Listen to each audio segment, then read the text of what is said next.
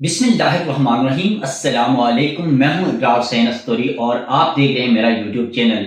बड़े दिनों बाद आपकी खिदमत में हाजिर हूं इंतहाई अहम कुछ हकाइक लेकर, खास तौर पर ईरान अमेरिका जंग और फिर पाकिस्तान में होने वाली जो तब्दीलियां हैं, या फिर जो army chief field marshal Asim Munir से जो अहले तशी उलमा किराम की जो मुलाकात हुई, और उस मुलाकात के बाद एक नई कंट्रोवर्सी जो है वो जन्म लेने लगी। सोशल मीडिया के अंदर एक तूफान बर्पा होने लगा और फिर इस देश में बहुत सारे फतवे लगने लगे। किसी पे गद्दारी के तो किसी पे काफिर के फतवे लगने लगे, और फिर कुछ उलमा की जानिब से, आर्मी चीफ की जानिब से जो इफ्तार पे बुलाया गया था, उस मुलाकात की अंदरूनी कहानी बताई गई। और फिर एक जुमला कि army chief general Asim Munir साहब की जानिब से यह कहा गया कि ईरान चले जाएं, यानी ये किन अफराद के लिए कहा गया था ईरान चले जाओ, तो यकीनन ये इसके ऊपर भी बात करूंगा। और साथ साथ फिर उलमा ने बाहर आकर जुम्मे की तकरीर में, ईद के खुतबे में, उसके बाद भी बड़ी तकरीरें की, और फिर ये तासुर देने की कोशिश की गई कि army chief general Asim Munir ने जो उनको बुलाकर सारी बातें की, गुफ्तगू की, उसमें शायद उनका जो लहजा था या जो तरीका था वो धमकाने का था। चार बातों पर जिन उलमाए किराम ने वहां पर मुलाकात की, चार बातों पर कंट्रोवर्सी पैदा हो गई। अब ये चार बातें कौन सी हैं? इंतहाई अहम चार बातें हैं जिसकी वजह से ये तूफान बर्पा हुआ। ये चार बातें आपके सामने रखने जा रहा हूं। आपने फैसला करना है कि क्या ये चार बातें दुरुस्त हैं या गलत हैं। इसमें उलमा ठीक है या गलत है, या फिर आर्मी चीफ ने गलत कहा या ठीक कहा, या फिर इसको बताने का या पेश करने का या पब्लिक करने का जो तासुर था, जो अंदाज था, वो गलत था।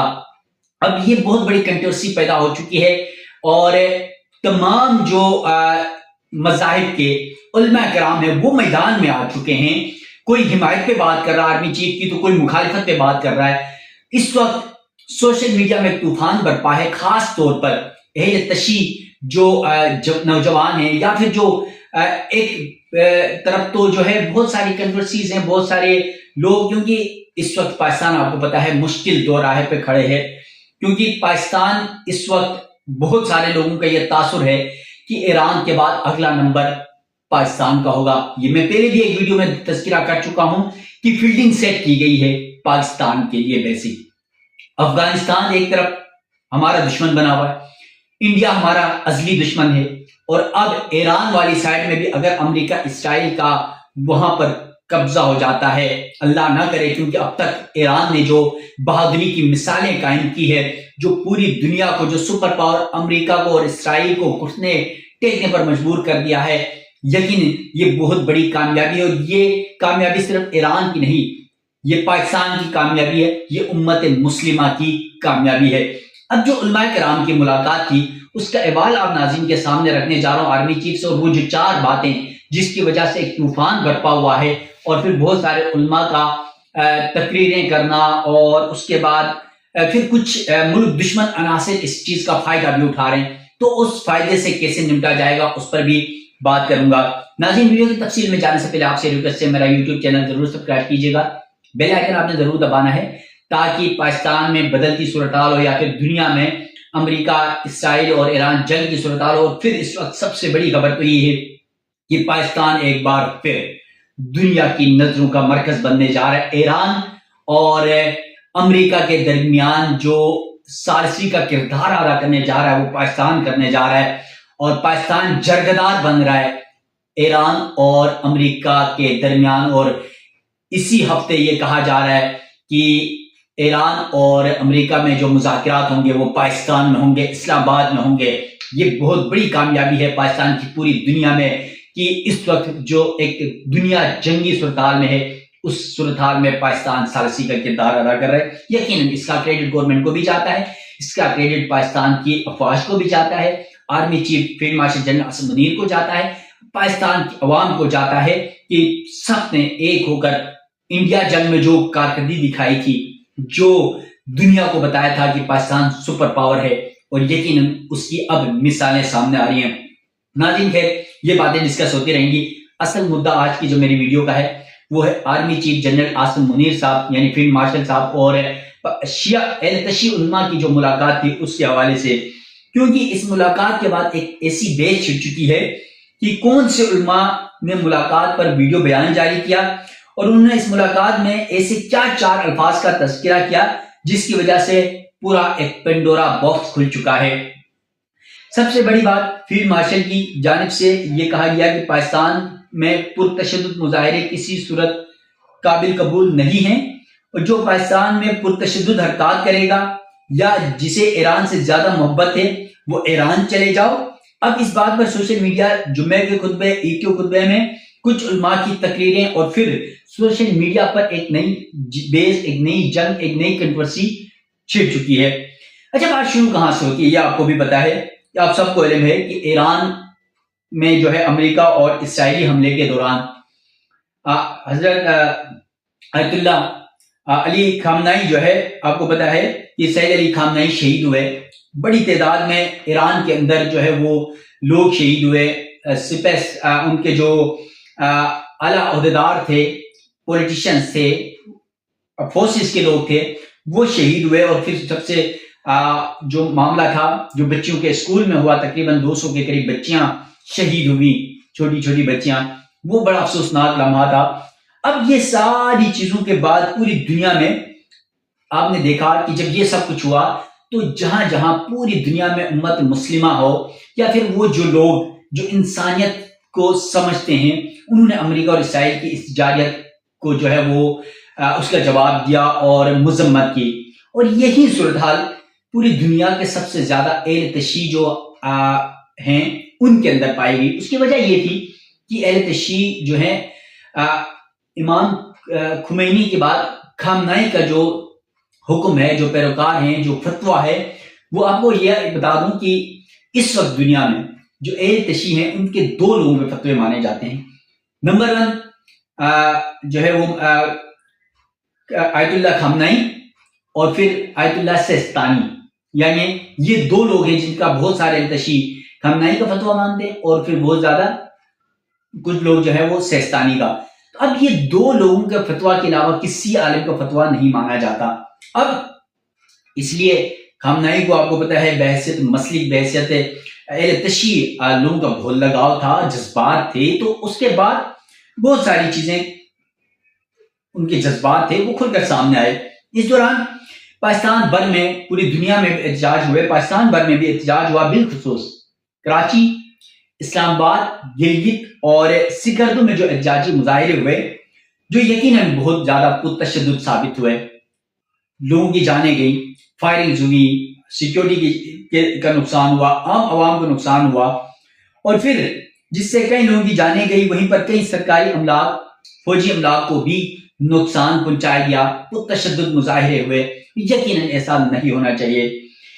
اس کے بعد جب یہ پورا حالات 2-3 دن جو ہے بہت زیادہ مسائل رہے، احتجاج ہوتے رہے. اسلام آباد کے اندر بھی ہم نے دیکھا، کراچی کے اندر جو ایمبیسی میں وہاں جانے کی کوشش کی گئی، آپ کو سفارت خانہ امریکہ کے، وہاں پر فائرنگز ہوئی، لوگ شہید ہوئے.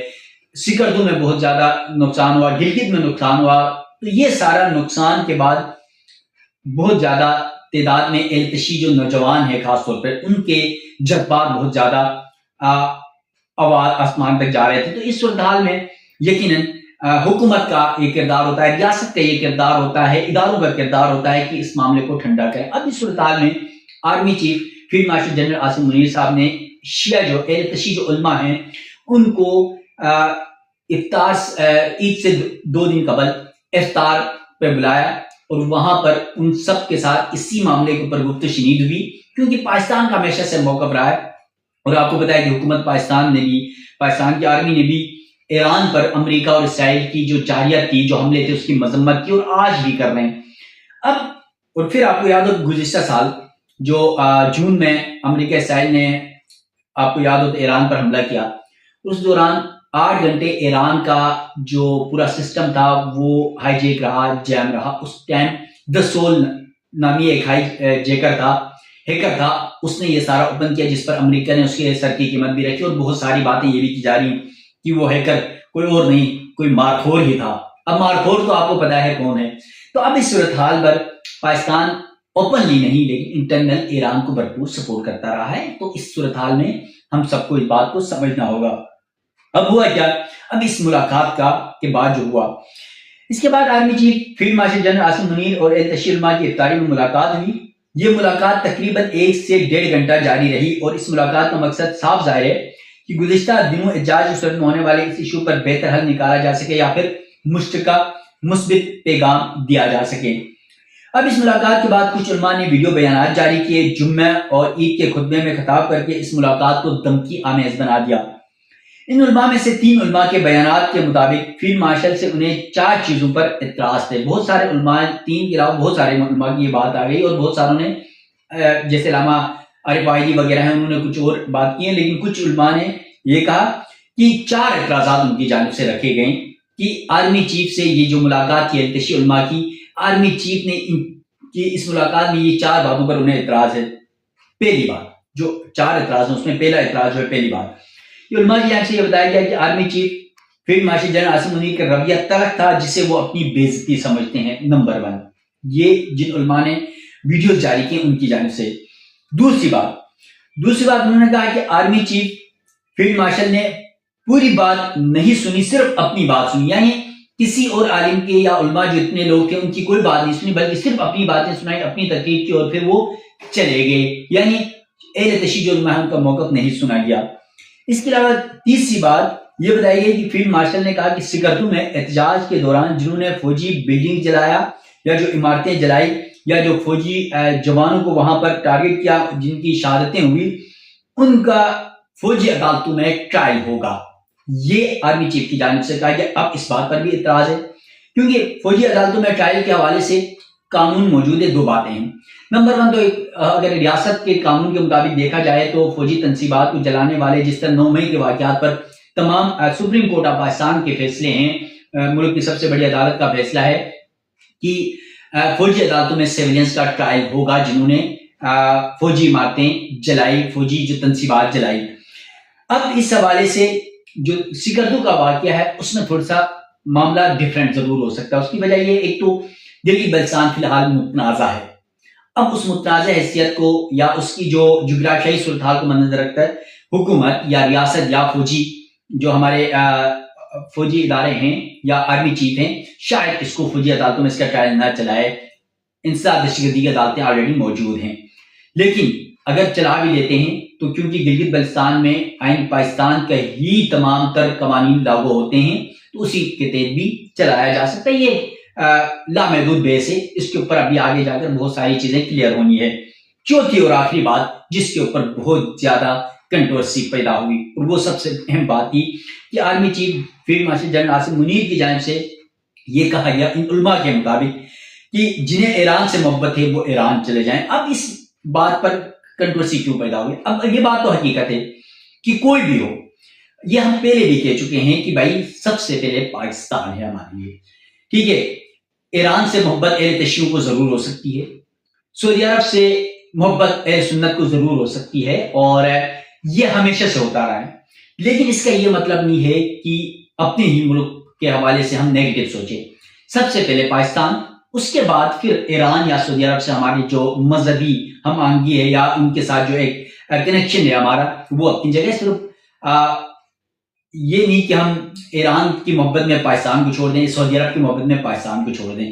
تو اب اس پر آرمی چیف کی جانب سے یہ کہا گیا کہ جو پرتشدد اس ملک میں بیٹھ کر اس ملک کے خلاف پرتشدد باتیں کرتے ہیں، مظاہرے کرتے ہیں، تو ایسے لوگ اگر ان کو یہ ملک برا لگتا ہے، ایسی چیزیں ہیں تو وہ چھوڑ کر ایران چلے جائیں. کوئی بھی ہوگا، اگر کسی اہل سنت کو برا لگتا ہے تو سعودی عرب چلے جائیں، کسی اہل تشیع کو برا لگتا ہے وہ ایران چلے جائیں. اب یہ اس مطلب سے بات کنیکٹ کی گئی اور پھر اس کے اوپر ایک نئی بحث چھڑی اور پھر سنی علماء کی جانب سے بھی، اہل تشیع علماء کی جانب سے بھی بہت ساری باتیں کی گئی اور بہت ساری چیزیں، کچھ علماء کی جانب سے پازیٹیو میسج آیا، کچھ کی طرف سے نیگیٹو آیا. تو بہت ساری کنٹروورسیز ابھی بھی موجود ہیں. اور پھر ان علماء کا میں حیران کن طور پر وہ کہتے ہیں نا کہ مکہ وہی ہوتا ہے جو اسی وقت مارا جائے جو لڑائی کے دوران ہی، لڑائی ختم ہونے کے بعد اگر وہ مکہ مارتے ہیں یا وہ مکہ لڑائی کے بعد جب اٹھانا پڑتا ہے تو اس سے بہتر ہے کہ وہ آپ اپنے منہ پہ ماریں. اب جن علماء کو ان 4 باتوں پر اعتراض تھا، بحیثیت اہل تشیع، میں خود اہل تشیع ہوں، تو میں اپنے ان علماء سے یہ سوال پوچھتا ہوں کہ اگر army chief general Asim Munir صاحب کی ان 4 باتوں سے آپ کو اختلاف تھا تو آپ وہیں پر کہتے، آپ کو 3 دن بعد یاد آ گیا کیوں؟ کیونکہ آپ نے سوچا اچھا ہماری بےزتی ہو گئی یار، پھر وہی بات ہے جو لڑائی کے بعد مکہ ہے وہ بعد میں ماننے کا کیا فائدہ، اسی ٹائم آپ احتجاج کرتے، وہیں پر آرمی چیف کو وہیں پر بتا دیتے کہ آپ نے اپنی بات سنا لی، ہماری بھی بات سن لی، آپ وہیں پر احتجاج کرتے، آپ کو کسی نے روکا تو نہیں تھا۔ آپ پھر کہتے ہیں کہ ہم حق اور باطل کی بات کرتے ہیں، آپ ہمیں کربلا اور جو ہے کوفے کی بات کرتے ہیں، آپ ہمیں حسینیت اور یزیدیت کا درس دیتے ہیں۔ خدا را ان علماء سے بھی میری ریکویسٹ ہے، ہمارے اداروں سے بھی، حکومت سے بھی، آرمی چیف سے بھی، کہ اس وقت پاکستان مشکل صورتحال سے گزر رہا ہے۔ یہ میں پہلے بتا چکا ہوں، یہ فیلڈنگ ایران کے لیے نہیں بلکہ یہ پاکستان کے لیے سیٹ کی جا رہی ہے، کیونکہ ایک طرف ہمارا دشمن انڈیا جو اصلی دشمن، دوسری طرف افغانستان جن کے ساتھ آج کل ہماری دشمنی بھی چل رہی ہے، پھر ایران بھی اگر جاتا تو ہمارے 3 بارڈرز شکنجے میں آ جائیں گے۔ اسرائیل، امریکہ سمیت بھارت یہ چاہتے ہیں، اور یقیناً ایران کی ناکامی ہماری ناکامی ہے، تو اس لیے ہمارے ریاستی ادارے، ہمارے حکومتیں اس تمام تر پلاننگ کے تحت ہی کام کر رہی ہیں۔ تو ہمارے علماء کو بھی، ہمارے نوجوانوں کو بالخصوص، میں اپنے گلگت بلتستان سے میرا خود تعلق ہے، میں گلگت بلتستان کے نوجوانوں کو یہ بات بتا دوں گا کہ سیاسی ہوں یا پھر مذہبی لوگ ہوں، یہ تقریریں کرتے ہیں، نوجوانوں کو جذباتی کرتے ہیں، اور پھر میں مثال دے دیتا ہوں آپ کو پی ٹی آئی کی، کہ پی ٹی آئی کی سیاسی قیادت نے تقریریں کی، نعرے لگائے، اور بیچارے کارکن جو ہے جیلوں میں گئے، اور اس کے بعد کیا ہوا آپ سب نے دیکھا، ان کو کیا مشکلات کا سامنا کرنا پڑا۔ اب یہاں پر بھی یہی ہے کہ کربلا اور حسینیت اور یزیدیت کا درس دیتے ہیں ہمارے علماء، ہمارے سیاستدان گلگت بلتستان کے اندر، اور وقت آنے پہ یہ علماء جا کے خود سرنڈر کر دیتے ہیں یا پیچھے ہٹ جاتے ہیں، اور پھر نقصان کس کا ہوتا ہے؟ ان نوجوانوں کا ہوتا ہے جو آگے بیٹھ کے یہ سارا کچھ کر رہے ہیں۔ تو خدا را میں ان نوجوانوں سے یہ ریکویسٹ کروں گا کہ احتجاج سب کا حق ہے، پرامن احتجاج کریں، بالکل کریں، ایران سے محبت بھی دکھائیں، ٹھیک ہے، امریکہ اسرائیل سے نفرت بھی دکھائیں پرامن طریقے سے۔ پاکستان کے اندر جو بلڈنگز ہیں، جو ادارے ہیں، وہ آپ کے اپنے ہیں۔ دیکھیں آرمی کے اندر آپ کے بھی بھائی ہوں گے، آپ کے بھی کزنز ہوں گے، آپ کے بھی رشتے ہوں گے، ان سے نفرت کیسے کر سکتے ہیں آپ؟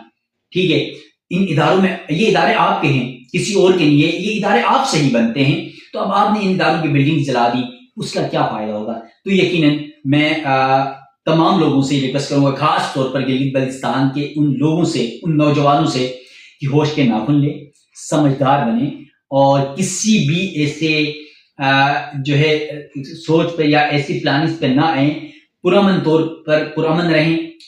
پاکستان کے لیے، گلگت بلتستان کے لیے یہی بہتر ہے۔ ناظرین، آنے والا ہفتہ بہت انتہائی اہم ہے، کیونکہ عید کے بعد اب آپ کو پتہ ہے اب عید ختم ہو گئی، اور اب بڑے فیصلے ہونے جا رہے ہیں، بڑے کام ہونے جا رہے ہیں دونوں طرف سے، امریکہ، اسرائیل، ایران جنگ کے حوالے سے، اور پھر پاکستان کے اندر یہ تمام تر صورتحال کے حوالے سے، یہ علماء کی جو بیانات ہیں، اس کے بعد جو صورتحال پیدا ہو چکی ہے، اس حوالے سے بڑے فیصلے ہونے جا رہے ہیں۔ جو بھی اپڈیٹ ہوگی وہ آپ ناظرین کے سامنے رکھوں گا۔ مجھے دیجیے گا اجازت، اللہ حافظ۔